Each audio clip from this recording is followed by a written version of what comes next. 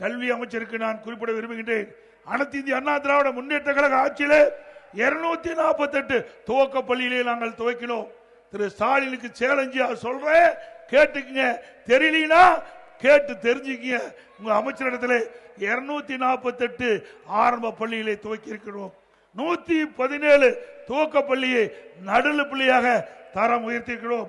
1079 நடுநிலை பள்ளியை உயர்நிலை பள்ளியாக தரம் உயர்த்தியிருக்கிறோம்.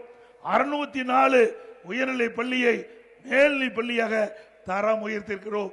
இப்படி அனைத்து இந்திய அண்ணா திராவிட முன்னேற்ற கழக ஆட்சியிலே பள்ளிகளை திறந்து அதிக பேர் கல்வி கற்கக்கூடிய சூழ்நிலையை உருவாக்கிய அரசாங்கம் அதிமுக அரசாங்கம். உங்களுடைய ஆட்சியில் எத்தனை பள்ளிகளை திறந்த, அதனால எவ்வளவு மாணவர்கள் சேர்க்கை சொல்லு பார்க்கலாம். அது மட்டுமில்ல, இன்னைக்கு அதிமுக ஆட்சியில் பள்ளிகளை திறந்தோம். திமுக ஆட்சியில் 210 அரசு பள்ளிகள் மூடப்பட்டிருக்குது.